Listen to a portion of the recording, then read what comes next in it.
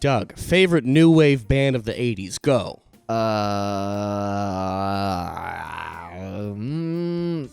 Define new wave. I mean, I'm inclined to say Talking Heads, just because I love Talking Heads. That's a good answer. You're on the right track. But the answer we were looking for was Men at Work. The only acceptable answer. That is what I was gonna say. But Talking Heads. No, Men at Work.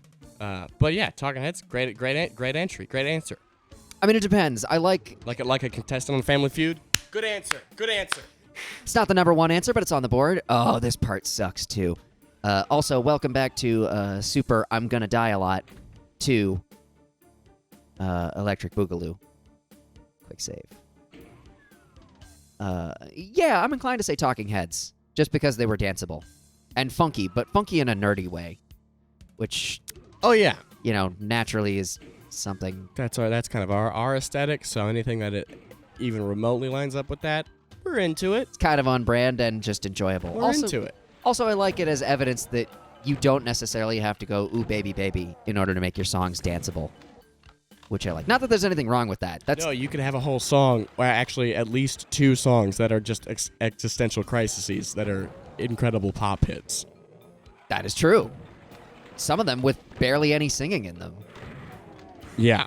Where the verses are just kind of David Byrne sort of monologuing for a minute. David Byrne monologuing and sounding a little bit like he has to go to the bathroom. You may ask yourself. That sort of shaky, like, I gotta go. Yeah. I'm referencing, Once in a Lifetime, and also Road to Nowhere, underrated Talking Heads jam. It is. IMHO. What's I see what you did there.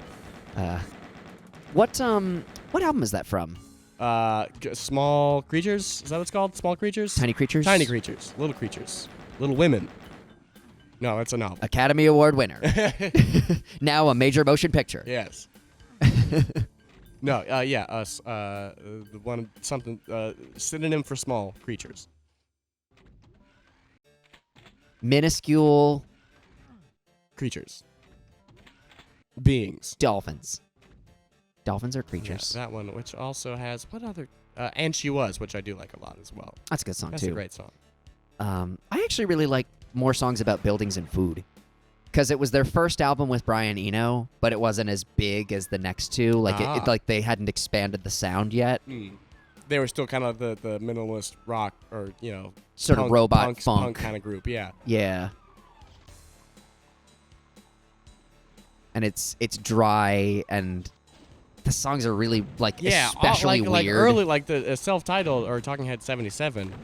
That's the one with Psycho Killer on it, right? Yes. Yeah, that just feels like a matte paint finish on a car. It's not shiny or anything. It's just like just a plastic sound. It's utilitarian and it's there, but it's still, you can still move to it. And I feel like a lot of that, I realized this a couple years ago, I think is in the guitars. It's the interlocking of the guitars, which I've definitely taken to heart. Because if you listen to like Love Seat, for example, it's that all day. One guitar going, playing the chords, and then the other guitar going, If you do that effectively, you can almost You got some stacked rhythmic action. You can almost instantly create a groove that way, and it's pretty great. Magic. The funk. It's what it's all about. Which is why I was able to... What are all these teardrops? Who's been crying? Who's crying? I am crying. I'm not crying. I'm okay. Or crying? am I? Yes, I am. But am I really? Ooh, this is a true fact. On the way over here, I was listening to a radio show called Jazz Inspired. It's Judy Carmichael, very good radio show. Go listen to it if this sort of tickles your fancy. It's this jazz pianist lady. This is a children's show. Don't say that. What? Tickles your fancy. This is a children's show. I'll ask you not to. Oh, gross. Anyway, sorry. Real gross, but good. That's comedy. TM. Is it though? Talking to this lady, Judy Carmichael, talking to either jazz musicians or just creative types who also listen to jazz. I think she has an episode with Neil deGrasse Tyson among other people. Or a painter. I remember listening to that episode. Don't know his name. Or or classical music. It doesn't matter. interviewing and then talking about like, oh, how's jazz impacted your life? And the episode I was listening to today on the way over here was with Jeff Goldblum, and it was very good. Did he promote his album? He Because did. Jeff Goldblum has an album. They played some of his songs from the album. That's what I cried a little bit listening to a song called Little Man. It's very sweet. That's awesome. It's very nice.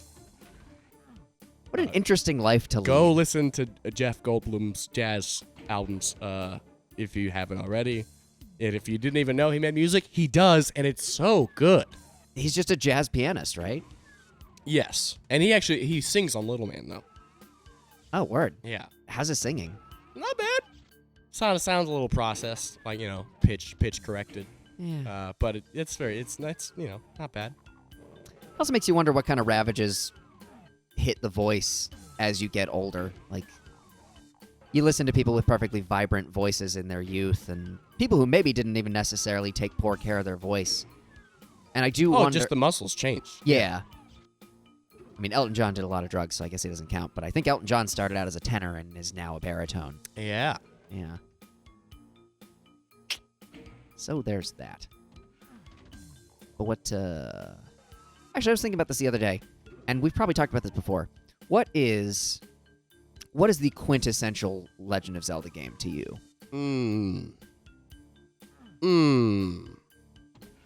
No wrong answers. And having not played many, there's a lot of things I have opinions about that I don't have experience with, and that's almost unfair. But I'm going to go with Majora's Mask. All right, good take.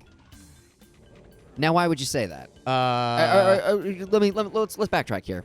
What Zelda games have you played? Majora's Mask. The one on the Link's Awakening on SNES? Link to the Past. Yes, that one. And Breath of the Wild. Is that it? Oh, and Twilight Princess. Oh, okay. Which I totally forgot existed. Yeah, it does that. Not to dump on Twilight Princess. Like, it's a good game. And forgive me, people on the interwebs, if I've talked about this before. But I feel like Twilight Princess was such a... Because I remember when Wind Waker came out, I was a kid. And I love Wind Waker. I think it's great. And it did, to me, what all really fun Zelda games do. It kind of threw some conventions on their head a little bit. Where's the Kingdom of Hyrule? What's this boat game?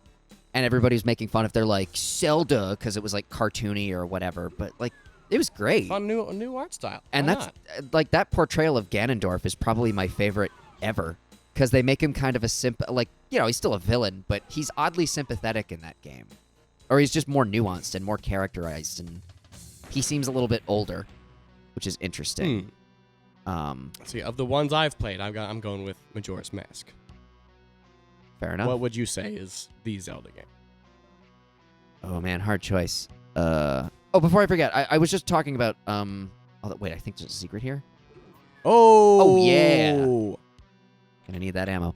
Yeah, I was just mentioning all that because I think people got pissed about Wind Waker being cartoony or for kids or whatever, which is ridiculous. It's a great game. The age is irrelevant. And I thought the cell shading thing was really cool. But I think Nintendo saw that backlash, and for the next one, they're like, okay, well, let's do the ultra dark, sort of gothic looking. When they first released the GameCube, they did promise that. There was the Space World demo. There was a demo with, I think it was just like Link and Ganondorf. Yeah, and it looked like this gritty Zelda thing. So I think that was part of the reason people were mad at Wind Waker, because it wasn't that little clip that they saw. But I don't know that it was even that gritty, because you look at that, and it looks very different from Twilight Princess. I feel like they tried extra hard to make Twilight Princess. No, sure, it's dramatically back in the other direction. Like that but looks... to be like, oh, that looks like an adult, fight, and then you get Wind Waker. That's not what you saw. So, but Wind Waker, nonetheless, dope. I just feel like it aged better than Twilight Princess.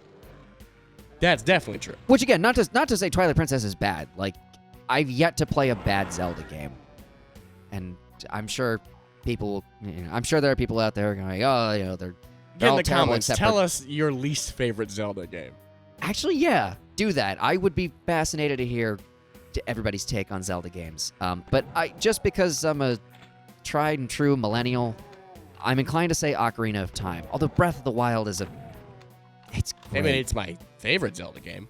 Yeah, but I same here. But I don't know that anything will ever mean as much to me as Ocarina of Time. Ah. There's something. It was the first Zelda game, and arguably the first video game that I really played by myself and sort of beat. And it didn't belong to my brother Tim, who was the one who had all the video games in the house. It was mine. I bought it with birthday money, and my brother Mike and I just spent, and this goes to show just how inexperienced we were with playing video games to completion. It took us months to beat that game, but I enjoyed every second of playing it, and would go back and do it again in a heartbeat. I love that game. And there's also something about being the first 3D Zelda game. I don't know that there's ever going to be such a big jump unless they make until they make a VR Zelda game or something, and it's incredible, as I'm sure it will be because it's Nintendo and they're great at quality control generally. I don't know that there's ever going to be as big a jump for a series like that. It's like I don't know that there will ever be as big a jump in popular music as, oh yeah, some guy decided to take all the gospel songs that they were playing and speed them up and electrify them. Not because there are not other big jumps in terms of genre, but a lot of what we think of in terms of popular music can basically be traced back to that. The idea of, let's take something religious and make it secular, or let's take something and speed it up and put our own spin on it. And let's put some kind of rebellion into it. Even if it's just... I thought you were talking about Led Zeppelin. No. Now I feel like this is a different thing. Just like rock and roll in general. Yeah, okay. Let's say. Yeah. It's that same sort of thing where it's such a big jump. It's hard to replicate that kind of momentous... That kind of big old shift. Yeah. Yeah. So I feel like Ocarina of Time represents that just by virtue of being the first 3D Zelda Being like, game. oh yeah, and in the period of just the switch over in general to 3D games. And Yeah. it being the Zelda one that did that. And Breath of the Wild is incredible. But the part of the thing that makes Breath of the Wild so incredible is that it flips the conventions of Zelda games. Because open world games had sort of been a thing for a bit. Yes, but none of the Zelda ones had been. Really. Yeah, it's exactly. That being said, that it's still my favorite. So no, yeah, not that you won't capture the same feeling as revolutionizing the video game world by making a 3D game when the norm have been 2D. Right. But they, definitely revolutionized how specifically Zelda games are played. Because, just a new business. New paradigm within that series, but not new paradigm within video games as a whole. Correct. Necessarily. Yes. Good answer. Good excuse to use the word paradigm. Yeah, that's a $5 word right there. It is. Children who are watching this, even though I told you not to 5 episodes ago, use the word paradigm. It's a good word. And you'll sound smart, even if you're not. Hopefully you are, though. Please be smart. Oh children. no, I didn't mean that as a dig to, No, that's fine. to anybody. Wait, where was that switch I just hit? Sorry, Sorry, you're playing the Switch. Oh my god! I mean, we should just. Oh, I'm on fire, boys. We gotta turn off the mics now. I don't think it's. You're talking about shifts in paradigms. I don't think jokes will ever be funnier than that. The comedy's no more jokes. Comedy's done. Guys. Comedy over. Band over. What else is there to If you want to tell say? a joke, you're not allowed because that was the last one. That was it. That's no more room at the end, Virgin Mary. Oh, that was a joke. I'm sorry. I'm so sorry. No, yeah, sorry. You're under arrest now. Comedy police. Oh, it's right there. Yeah. I'm so stupid. Oh, who are all these skulls that you just picked up? I think they're actually helmets, and they. Oh. Oh boy. Ooh, teabagging spider skeleton over there. Brain skeleton. Give this guy a little smooch. You ready? Oh. No! Woo! Boy, they do take a while to put down. Whoa! Oh, these guys. These are robot skeletons now. They have rockets, and they'll also punch you in the face. Ooh. How's that for a combination? That's pretty good. Fortunately, I've got the goggles so I can see them a little better. Yeep. Okay. I'm actually doing okay in terms of ammo conservation. Yeah. Pro Gamer Moves. Brought to you by Raspberry Pi. A Raspberry, please. There we go. Yeah, because I was looking just before we. Damn it. Quick look. Oh. Before we started in on this session, I looked back at a few of the Doom 2 videos we had. Well, kiss him before I kill him. It's only polite. The polite thing to do, yeah. Yeah, before we did this session, I just looked back at some of the. Oh, I can hide. I can hide in this little hole. Nice. I got like a whole apartment here. Just move in. Just Don't even play the rest of the game. Don't Don't- even care if it takes you to the end finish screen. You live here now. I'll just put my White Snake poster up here, Yeah. and I'll put my my collectible figurines. They're not dolls. They're collectibles. Yeah. Because Don't- they stay in the box. Yeah. Don't get it twisted. Not dolls. Ryan. Oh, they're dolls. They're a lot of fun. Your Funko Pops are all dolls. Funko Pops are another thing I never quite got. I can totally understand why people dig them. I just can't imagine. Man, I have enough clutter as is. Like, I can't imagine trying to collect Funko Pops. I feel like I'd run out of space on my Yeah, tables. because they release so many. They really do, for some very esoteric stuff, too. Which, like, more power to you. If you love them, that's great. There's nothing wrong with having a hobby. And just enjoying some fun swag. Oh, yeah. I mean, if you collect anything, you can understand Funko Pops, why people would do it. If you've ever collected anything. Yeah, But there are a lot of Funko Pops. there are a ton of them. There's only 50 state quarters. But there's like 1,000 Funko Pops. Yeah. Even if you count the remakes of some of the state quarters, there are probably, like 70 of them? And there are thousands of Funko Pops. And some of them, for very esoteric things, like, oh, here's Marty McFly from Back to the Future. And then they'll have one where it's like, oh, here's Marty McFly from Back to the Future, but with his pants half off when his mom... From that the past, one scene, yeah. When his mom thought his name was Calvin Klein because of his underwear. It's like, do Yeah, people they'll really find, like, need one this? screen or one shot from something and be like, oh, no, that one. You remember that one? We'll You can sell have this it. to people. They'll take it. They will. And look, it's very funny for us to be talking about this. We're selling people T-shirts and CDs. Which, link to our merch in the description. Hell yeah. Boom. Seriously, though, we do have brand new shirts. And they are. And guess what? In terms of shirts we've released, there's only like 4, not 1,000. That's right. We really have only done a run of four Four. separate shirts. For different designs, yeah. Yeah, because we did the love seat technically twice in the blue and the green. Yes, in 2 colors, and then the new baseball tees in 2 colors. And then the Japanime tee just in the one color. Oh yeah, I actually forgot that shirt even existed. It was a limited I run. gotta tell you, there are some things even within the band that, like, lore-wise, even I've forgotten about. Oh, Which it makes me feel. It's funny. I was watching some when Paul McCartney released his latest solo album, which was that Egypt Station? I think so, and he was doing all the internet, press runs. It was like a Wired thing. Like Paul Oh, yeah, McCartney talks about like his famous Beatles songs to promote his latest album, but everyone just wants to hear him talk about the Beatles. And/or Wings, if that's your thing. I don't think most people want to hear him talk about You Wings. know, I want to so hear yeah, him. I say this as I wear a Wings T-shirt. I actually Oh, he's wearing it. That's true. represent. You can't see it. But answers Google's top questions about the Beatles, that fun stuff. We all know it. We have all been on the internet. And he's always like, I don't remember the dates. The fans do. He doesn't remember the dates of when stuff was written or stuff came out. He just kind of has an idea of roughly when, but it's like the diehard fans that actually keep track of that for him. You're talking about a guy who's also written. But also he's old, yeah. Well, he's also just written probably thousands of songs by now.